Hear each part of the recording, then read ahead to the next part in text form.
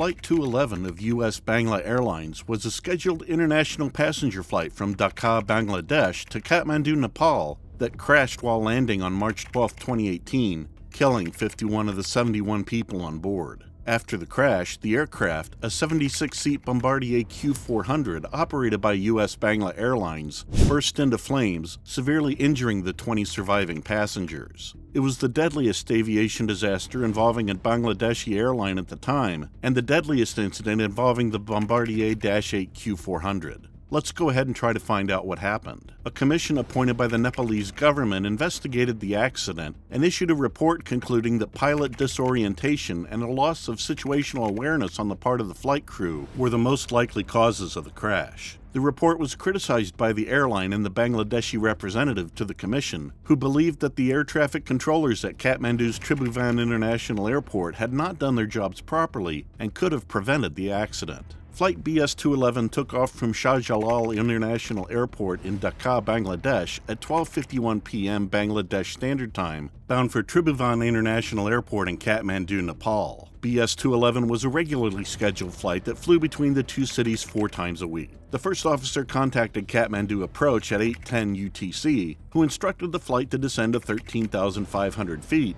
and enter a holding pattern at a specified navigational waypoint. Due to the lack of airport capacity and high volumes of traffic into and out of the airport, long approach delays were common at Kathmandu, so the instruction to enter a holding pattern was not unusual. The pilots expected the delay to last several minutes because they were slightly ahead of schedule, so they discussed the navigational elements of the holding pattern and configured the flight management system in preparation. However, before the aircraft reached the holding point, the approach controller cleared the flight to descend and proceed directly to the runway 02 approach. Because the pilots did not reconfigure the flight management system for the approach, when the aircraft arrived at the next waypoint, the autopilot initiated a left-hand turn as it had been configured for the holding pattern. When the pilot realized the plane was veering off course, he quickly changed the aircraft heading selector to a course that would intercept the correct approach and manually selected a rate of descent. The manual inputs disabled the flight management system, which automatically controlled the course and rate of descent. The crew followed the landing checklist, with the pilot incorrectly stating that the landing gear was down and locked. Because the flight management system was turned off, the pilots were forced to adjust the aircraft's rate of descent manually, and they failed to choose a rate that kept the aircraft at its intended altitude throughout the planned descent. The first officer repeatedly stated that their approach altitude was 500 to 600 feet too high. Meanwhile, an unnoticed gear unsafe alert tone sounded continuously in the cockpit.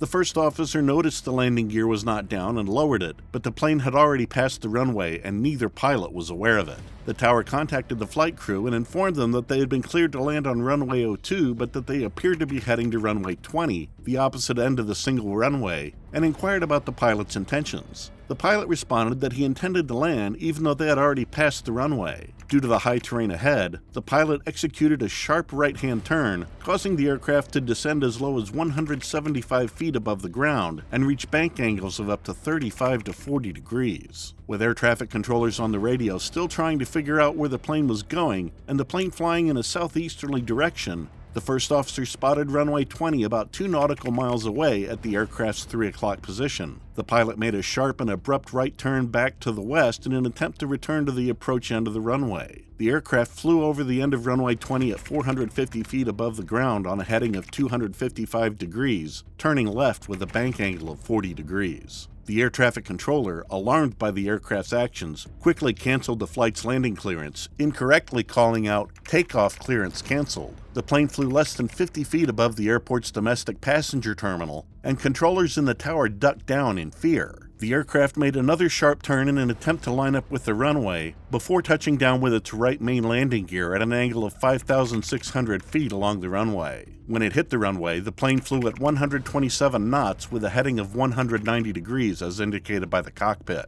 The plane skidded off the runway, crashed through the airport's inner perimeter fence, and slid down the slope. As it slid down the rocky slope, the plane disintegrated into pieces before crashing into a football field and bursting into flames. The aircraft was a Bombardier Q400 with a seating capacity of 76 passengers and was registered as S2 Alpha Golf Uniform. It was delivered to Scandinavian Airlines in 2001 and used by 3 other airlines before being purchased by US-Bangla Airlines in 2014. It had already been in a minor mishap in 2015 when it skidded off the runway in Saidpur, causing minor damage to its right main wheels. The aircraft had flown a total of 28,000 takeoff cycles for a total of 21,000 hours and was up to date on its maintenance at the time of the crash. The crash's impact forces and the subsequent fire destroyed the aircraft. The plane had 65 adult passengers, 2 children, and 4 crew members on board, for a total of 71 people. 33 passengers were from Nepal, 32 were from Bangladesh, 1 from China, and 1 from the Maldives. The entire crew was from Bangladesh. The accident killed 51 passengers and crew members, 22 from Nepal, 28 from Bangladesh, and 1 from China. Most Nepalis who died in the crash were medical students on their way home during a break from school.